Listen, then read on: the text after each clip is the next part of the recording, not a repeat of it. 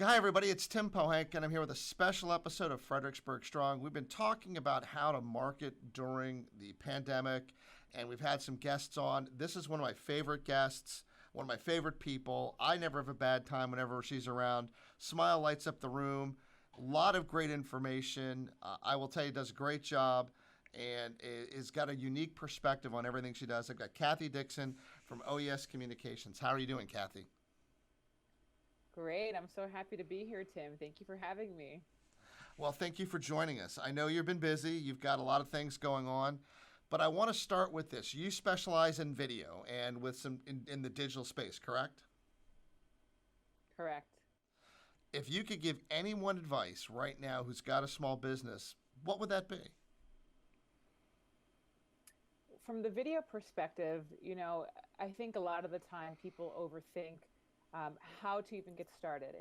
Given the time and place we're living in right now, with the pandemic, being quarantined, and all the limitations that you have around just accessing professional help, my recommendation would be that people actually want to be sort of what I call in your living room, the unproduced feel.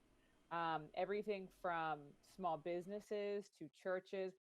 What I don't want businesses to do during this time is to do business as usual because, um, we've never had a time and place in marketing in my lifetime that we have a captive audience. If you look at some of the analytics from everything from social to video right now, I mean, it's over 50 to 60% higher than what it normally is. So I would say don't do business as usual, whether it's from the video perspective or really any perspective.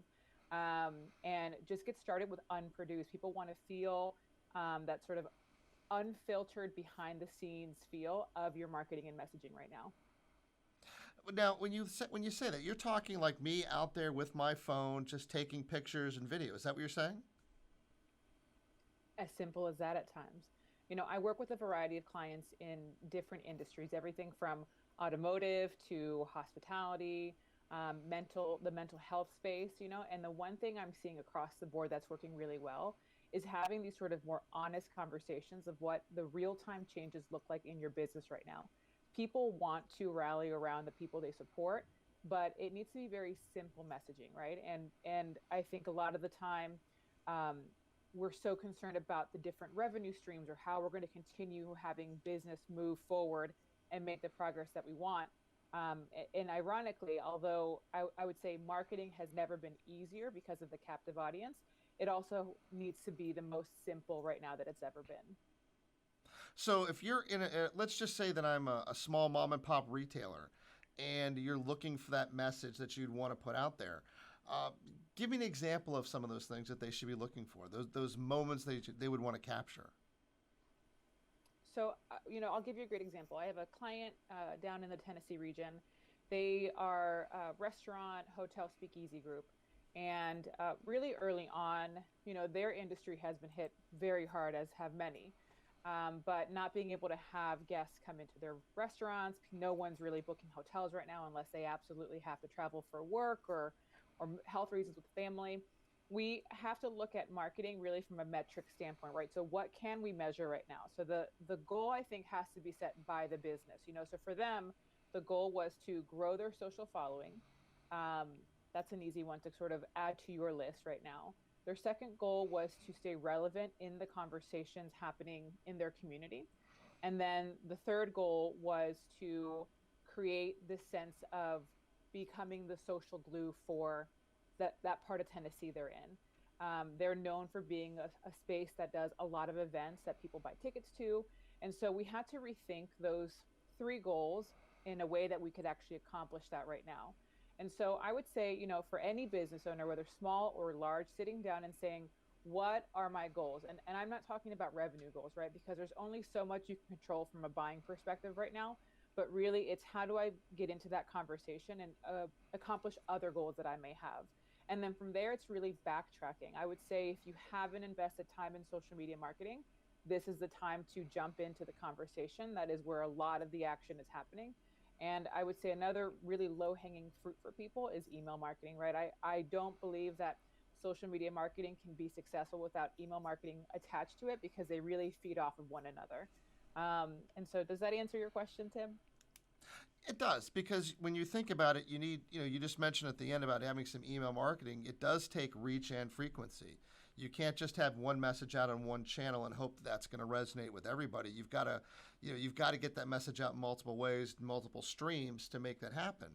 But I think what's unique and what you're talking about is now's your time to cement your personality in a community.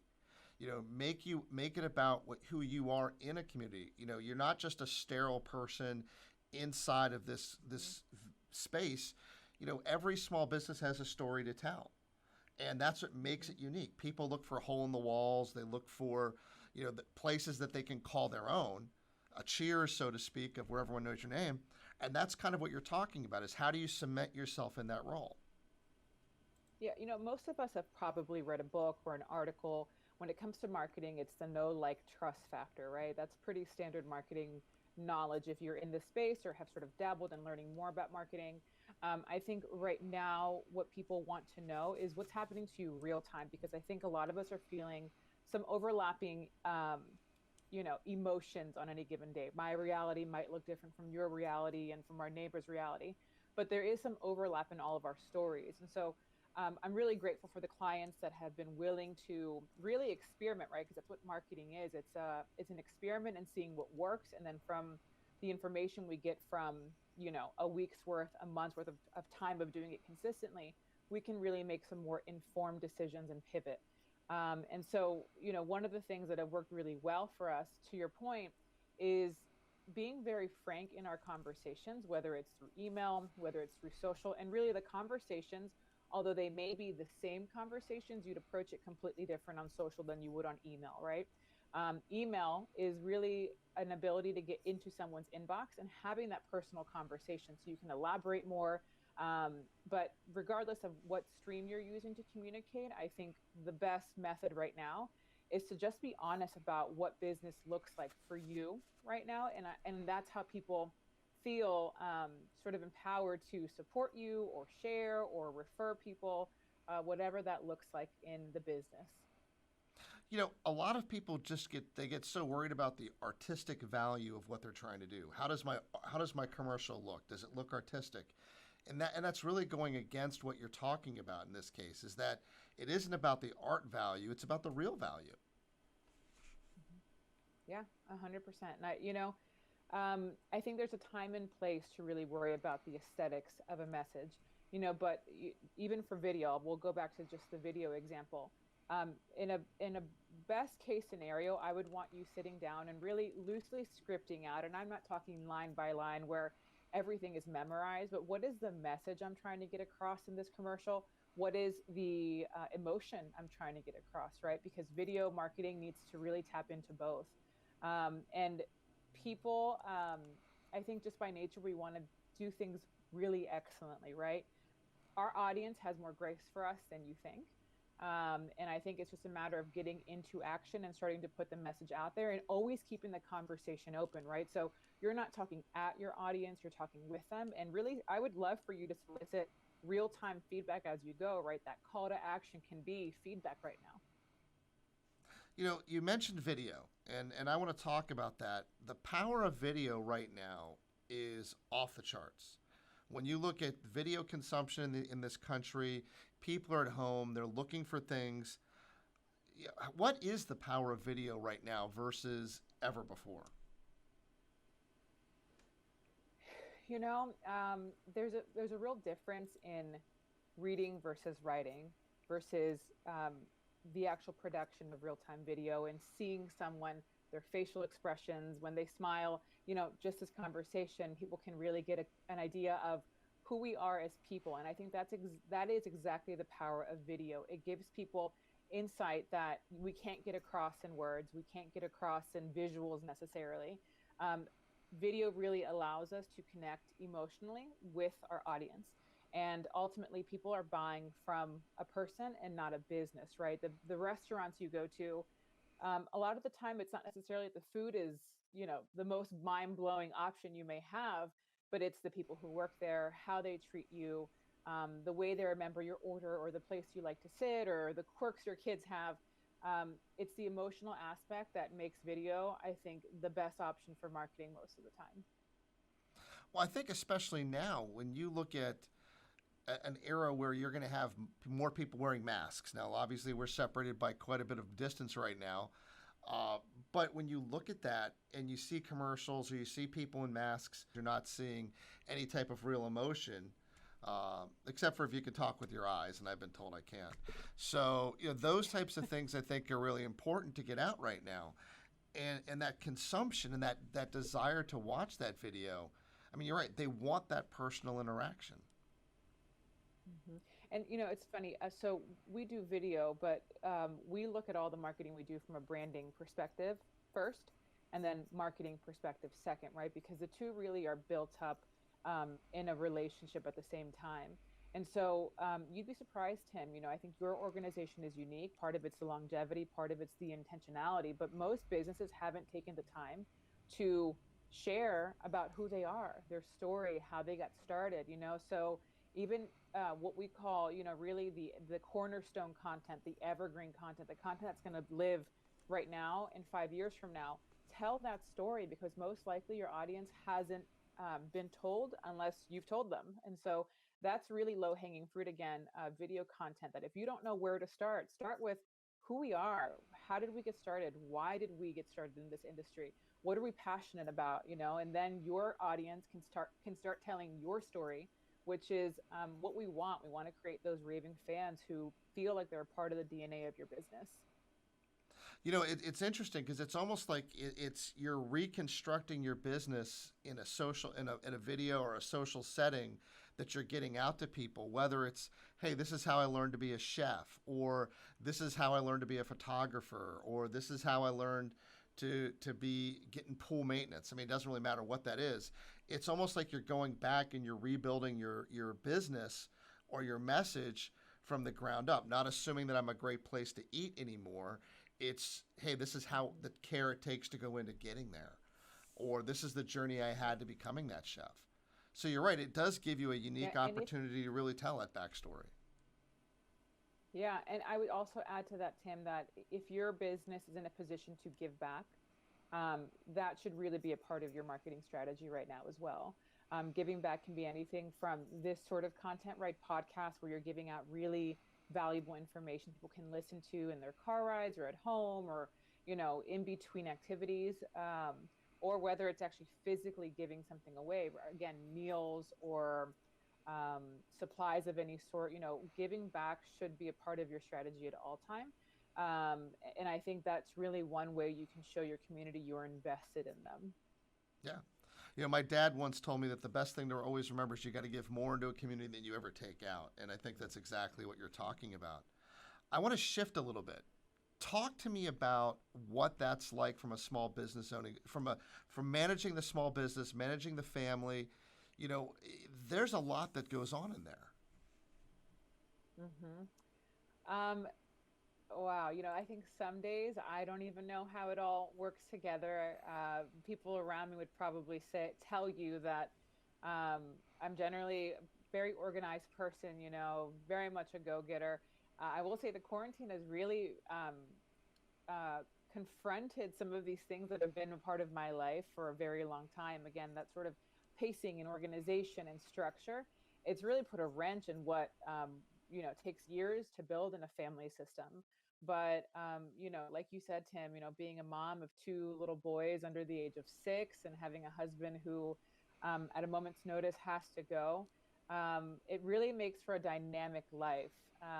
But I come to it from a faith perspective, and I truly believe that all of these elements have just really worked in my favor to just help me continue growing forward and moving up along the way.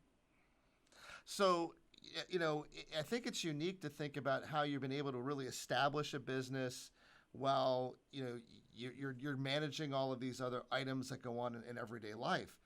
And how did you get started in this? I mean, you sit there and you're going, hey, what do I want to do? How did you get started in this? It's a really funny story. So I used to say that I was an accidental entrepreneur. My career started in TV media, and I did that for several years. That was the trajectory I thought I wanted. I wanted to go the producer slash anchor route. And it was a fun lifestyle for when you were in your 20s. It was fast and exciting and really long hours and not conducive at all to having a family that I knew eventually I'd want to have. And so from there, I pivoted and went into the advertising field and started No, wait, doing hold on. some account management. And Where were you on TV? Was you were on TV? so I worked for a third party production house here in Washington, Okay. D.C. I won't name their names, but we were the production house that um, the big TV shows, talk shows that you see on TV nowadays would hire when they sent their crews here, right? So instead of sending their videographers and their producers, they'd send one producer and then hire our team. And so from there, I got entangled in that world. And so everything from media to talk shows, just a lot of it was producing for me, so behind the scenes. But my goal was to reach the anchor route. And but those I look back now and I'm very grateful for the twists and turns in my career that I've had. What brought that on, or led you into that? So the pivot into advertising was really understanding how hard in that specific field it is to grow into the roles that have those more lead um, camera facing presentation, and just understanding what it would take potentially to get there, and sacrificing of my time and travel. Those people who get to that level, truly it's taken over a decade if not more of building into those careers. And then twist changing paths into the advertising field felt like a close cousin to media, right? Because we're still operating a lot of the time with media, TV media, radio. And so it became a little more comfortable of a setting for me. And that's actually when I met the Pohanka organization.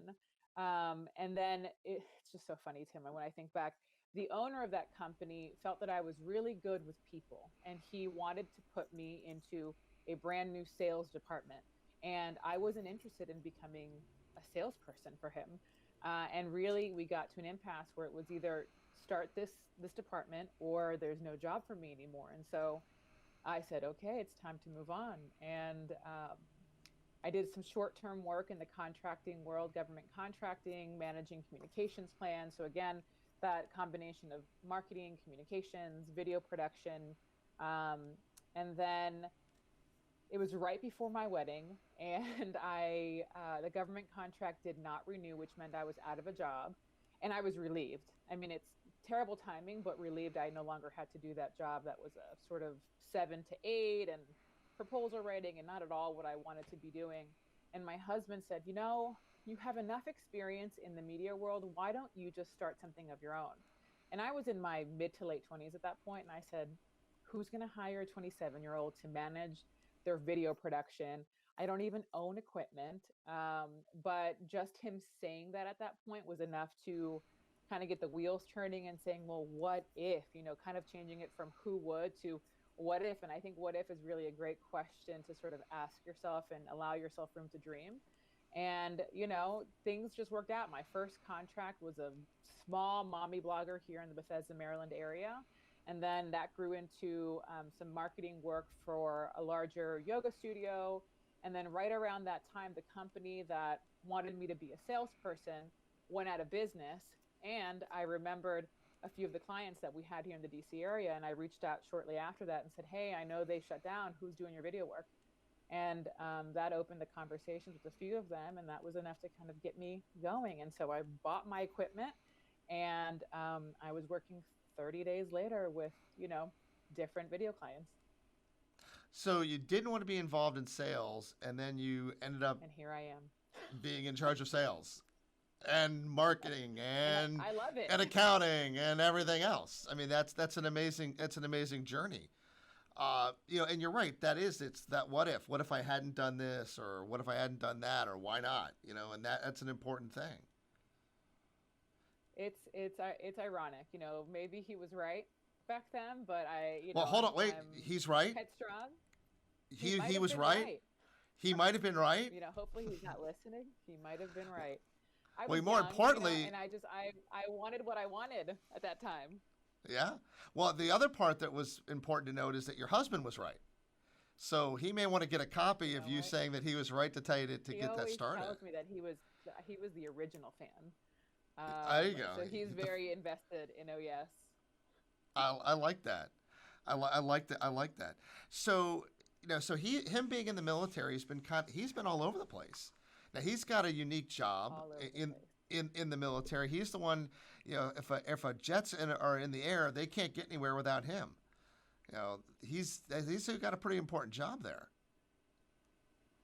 So John has been in the military. It'll be 17 years this year. Um, he works with the heavies, so they're the in-air refueling stations, basically for all sorts of planes. And he's deployed 6 times now, and probably a few more deployments on the way before he decides to pull the plug on the military life. It's funny. I came from a family that we pretty much all grew up in the same area, the same county. Definitely not, any amount of traveling like this. So it's just really, again, ironic that I married somebody that would force me to stand on my own 2 feet and really not allow myself to get lost in, whether it's the role of wife or role of mom. I think being married to somebody in the military really shows you that you need to have your own interest, your own personality, and be able to fend for yourself at any given time. And not in a way that makes us like two different family settings at all. When he comes back in, it's generally pretty easy to transition back into family life.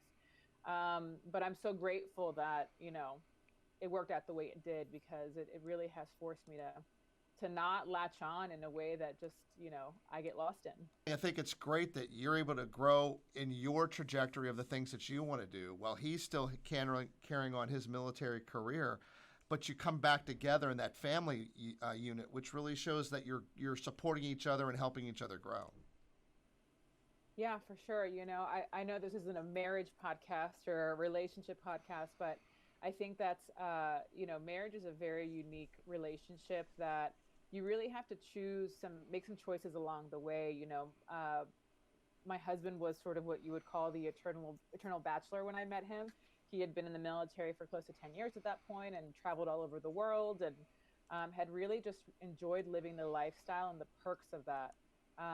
And we got married we got engaged 7 months after we met, and then 14 months after that. And so it was a fast and furious love story. And then we had our first son 9 months after I got pregnant, 9 months after we got married. So life just came really full force for us. And part of that was really dumb. I wouldn't necessarily recommend that at the time, but again, it's all worked out, and we've had to work really, really hard. A lot of counseling. We're very open about the support we've needed to be where we are today, and I think that's not talked about enough in our culture. Where counseling is okay. Having to radically change your friend groups might have to be part of what you do to have a successful relationship. And again, one of the things I had to learn was that he loves his job. It lights him up. He has a deep sense of honor and duty and service to the country. He comes from, if I'm not mistaken, 16 generations of people who have served in this family. So, I mean, back to Jamestown, like long, long time. And I just had to put my big girl pants on and accept that that's who is the person that I married. And, I would never want him to take away in any way what I love, right? This business, marketing, branding, video. It's a passion of mine. I light up when I talk about it, and I'm very invested in this for my clients. And so we've had to learn to sort of coexist at times in different realities. And ultimately, I've had to accept that his career does come first him. At some points when they call him at a moment's notice, there's not much he can do, and that's just going to have to be okay. And that's one of the ways that I serve him as we continue growing along. That's important, because what you're really talking about is everyday life. And these are life moments that people have, whether it's your husband's in the military, or someone's in the doctor and the doctor's on call, or whether it's an important job that involves someone having to be called at a moment's notice to go someplace and repair something. All of these life moments, though, do come back full circle when you're looking at describing your product, when you're describing your service. It's how does your product or service really affect everyday life? And I think accepting that and understanding how that works, I think that's an important component to that. Absolutely. Absolutely. So besides marketing, what other things do you do for fun? So for fun, oh my goodness, what do I do for fun, Tim? I have two little kids, so let me think about what hobbies I have left. I'm an avid learner, so I try to invest in a few different type of retreats, or really it's retreats. I wouldn't even call them conferences. I learned a few years ago that I do best in smaller, more intimate settings. I'm a talker, as you know, and I get the most out of conversations with other people and really learning by watching and applying what they're teaching. And so that is something that I absolutely love doing. Most of them are a few days in different cities. So it's also an excuse to get away with a girlfriend who's in business as well. And we just go and eat well and have fun and learn. I'm also really into um, right now photography. It's one of my new hobbies. And so I'm watching a lot of videos, and that's a skill that I want to hone in on that I love doing to begin with. And it fits really well into what we already do. We have pro photographers on the team, and I'm nowhere near their caliber, but just photography is a new thing that I'm really into as well. I love the fact that you said that you're into learning. I mean, we all are. I guess not all of us are, but how many times do you catch yourself Googling something that you see on TV, like, oh, I got to know more about that, or I got to know more about that. I was doing that this morning. So, what were you looking up this morning? Okay, so with the photography, there's this whole editing component to photography to make it these vibrant photos that you may see, pros posting, right? And so the editing component of being able to create these presets that make it easier for you to quickly go through different editing settings on your photo. Again, I think that's the business mindset kicking in. How can I be more efficient in taking these photos and then creating these branded looks for me and then ultimately for our clients? And so I probably spent about an hour in my bed when I woke up this morning just watching videos about how they were doing it. And I'm very much like watch, pause, try to do it myself, and then continue on. And so that's probably the latest Google tutorial that I've looked into. So, going kind of full circle and coming back to it, I think one of the number one things that would scare me if I was a small business, well, I am a small business, but it does scare me now that I think about it. One of the things that scares me with video is video editing. And we were talking earlier about just taking those raw videos. How should people edit those? Do they need to edit those? What should they put in with those? Is it scary? I mean, you've watched some videos on it, so now help us. So video editing is a monster of its own, right? And I think for what we're talking about, right? So quick social post, those are meant to be what we call a linear video, right? There shouldn't be a whole lot of editing you're doing, maybe than other than adding in maybe some title slides and maybe highlighting text that you're talking about throughout the video. When you're looking at more traditional video production, we try to shoot to edit, right? And I think a very experienced videographer does that pretty naturally at this point, but actually putting together a bit of what we call a shot list for yourself, right? So, what are the talking portions of the video? And then, what are the footage portions of the video that I'm going to need to maybe cover up part of my spoken parts so that it's not just a head on screen talking the entire time if you're trying to show something visually. And so having those two lists will save you a whole ton of time in the long run. I think for a beginner videographer, the best way to really approach it would probably be just again to be a linear shooting, linear editing. What I mean by linear is um, having the narrative be very literal, right? And so if Tim is trying to show me a new car on site, maybe create that sort of intro opening with your face on the screen and really talking about what you're going to show them, then show them what you're going to show them. And in that way, you're just really recording the features or the product that you want to showcase and then coming back on screen at the end and wrapping it all up. That makes for really, really simple video editing. And then as you get comfortable, really being able to sort of get more creative, right? So if you want to start looking into mixing up those two, then that's where you would start. But I wouldn't even want someone to worry about all of those things initially. I think the hardest part, Tim, is not learning how to edit. It's not learning about the creative transitions, it's really just getting started. And that's what I've seen over and over again over the years. People get so stuck on just starting. So that's where Yeah. you start. No, I think that's a good point. I think a lot of people do get look at these things and go, "Oh my God, this is a mountain," and it's really just a starting point. You don't have to create that final masterpiece that's going to be on Madison Avenue and played on TV all the time, right? 100%. And for the purposes of digital marketing, whether it's email or social, people don't want to see super produced pieces anyway. They'd rather see that more organic lifestyle videos that we're used to seeing online. So when we're looking at these videos, one question that I hear a lot about is about time. What's a good time for a video? So for social media, Tim, I would say to aim for a minute or less. If you're looking into using those videos to then use for advertising, again, marketing and advertising are two different worlds. There might be some time restrictions. So look into that. If your goal is to use the short form video to then promote something, usually the sweet spot is 15 to 30 seconds. But if it's just for the purposes of building your brand, communicating with your audience, being online, I'd say anywhere from 30 seconds to a minute is a really good place to be. Now, that advice, Tim, would change depending on what platform you're using. A platform like YouTube really lends itself for more highly produced videos and also longer format videos, right? So anything from tutorials to informational pieces or just more lifestyle interview settings. That would be a great thing to use on YouTube. But I think most of the conversation we've had are for these businesses that are just dabbling in this. And so stick to social media and stick to a minute or less.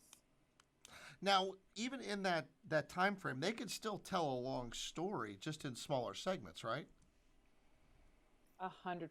You'd be surprised how much you can do in a minute. I mean, I've told full on department stories for a business in under a minute. I think that's where that scripting or really that outline comes in, where we're saying, okay, what's the focus conversation we're having? I think because of the short attention span people can have online, it's really important to get to the point on the front end, right? So don't keep your audience hanging on, until you tell them what you're actually going to tell them. Jump right in, be energetic. That's a big thing, is whatever energetic means for you. I don't mean my version of energetic, right? But have energy, have a smile on your face, look happy to be there, and tell them what you're going to tell them, and then tell them, right? Let's not waste a lot of time having these sidebar conversations and just kind of shooting the breeze. I do think that video needs to be focused so that people remember you and know that the next time you come on, oh, this is Tim. He's got a great personality, really funny guy, but gets to the point, and I get something out of every video that he posts. Yeah, because when I start to think about those stories, like if I were trying to say everything that goes on here at the dealership, that's going to take forever. But if I break it down into smaller segments and we can talk about, our lifetime warranty, that's one bit, or our 5-day exchange, that's another bit, and that's the same thing in a lot of other businesses. You have so many different building blocks that if you try to data dump them all at one time, how much is going to get remembered? But if you take those smaller segments, you can put together a much longer campaign and still find ways to tie them together. Yeah, and part of your job as a business owner, whether it's marketing or just really the branding, is repeating yourself, right? So most of us have a few different products that we can really push that we do really excellently, but be focused in your messaging and know that you're going to be repeating yourself in different ways every single week, maybe not every day, but you're reiterating what you do because you want your audience to know what it is you do, how you do it, why you're different. And that repetition creates that really memory for people of like, this is this business and this is what they do and how they do it. And so learning to tell your story from different ways and looking at it as a story, right? It's not just a literal, like, this is what we do, this is why we do it. Tell me about that one time where you opened up your store and, if you had, say it's a retail store and I don't know, a raccoon got in and it was so crazy. And then a customer, literally these things happen in everyday business. The craziest thing happened every single day. And so bring us into your story, into your memories, and then drop the little, nuggets of information that you want them to take away and have that call to action. A lot of the time, like I said earlier in the conversation, the call to action can be feedback. It can be maybe sharing a story of their own. The minute you can get your audience member to engage back with you, Tim, that is where all the possibilities begin, because most people are just viewers, right? They just watch and they watch and they watch, and they may never comment, they may never say anything back, they may never share. So really the initial goal from a social media perspective and just marketing is getting them to engage you in your conversation. No, I think that's great advice. I mean, I sit back and I think about all of the brands that we've seen over, or I've seen over my lifetime, and you never really know what the backstory is to that. You don't know how did Nike, how did they decide to get into the business, or I read something about how Richard Branson decided how he came up with the name Virgin Airlines. And you think, well, was he being kind of weird? And it's because he said he'd never done it before, and so that made him a virgin in what he was doing, and that's what he named his companies. And then you start to read those backstories, but those are things you never know. But on a Mm-hmm. smaller basis, on a local basis, that's an important part of what's going on. Yeah, yeah, 100%. I didn't know that story about Virgin Airlines. So that's, and now you're sitting on your podcast telling his story, and that's exactly Yeah, what you want to be able to do with your marketing. yeah, and it's funny you should say that's right, Richard. If you saw this, you feel free to come join us here. We've got a spot for you. We'd love to talk to you. But yeah, I think those things are amazing. And then some of them can, and it can be simple. I mean, it doesn't matter. You don't. We're a 100-year-old company. You could be a 2-year-old company and have those same experiences. They're going to be more fresh in your mind for sure. But I love the idea. A raccoon came into the store. I mean, that's a great one. Or you deciding how you wanted to be in business. I mean, think about that in a short period of time. Just that little bit as to what got you started.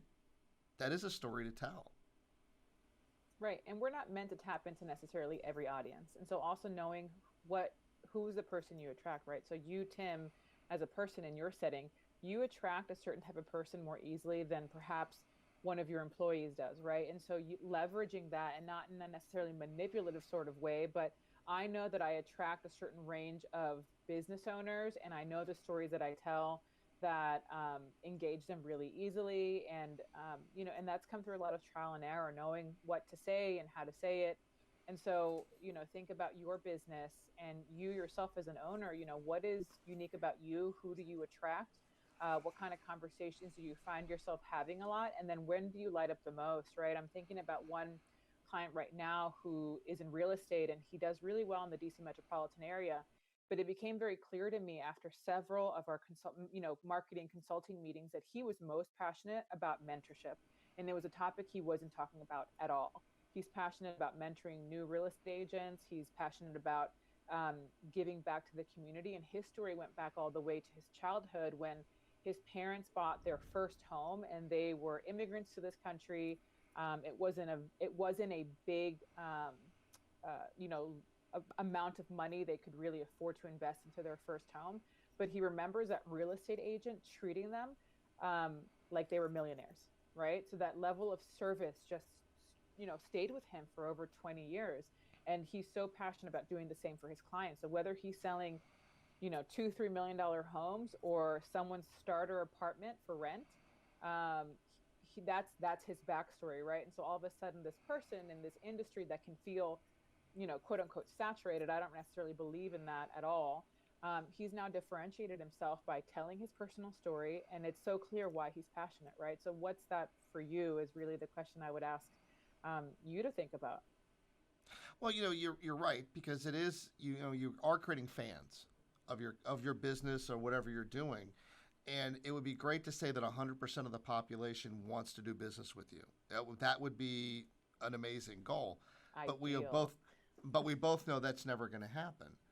Um, and so, how do you find those people who are the most passionate about what you do and connect with you? Because if whether I'm passionate about giving back to the community, or someone's just more passionate about getting the best deal, or this or whatever these things are, Mhm. one size does not fit all. And you're right. You have to stay true to your brand and true to who you are, and develop that basis there. This has been a lot of really good information. I hope everyone's enjoyed it. I know I have. Uh, we're going to leave Kathy some contact information for Kathy if you have any questions for her. I will tell you again, you're not going to find a more professional, a more on point, and without a doubt, someone who could make you think more than this woman can. So, thank you, Kathy, for joining us. I really appreciated it. Thank you so much, Tim, for having me. And you have a great day, and everyone have a strong weekend. Enjoy yourselves. This is Tim Pohanka, and this has been another Fredericksburg Strong episode.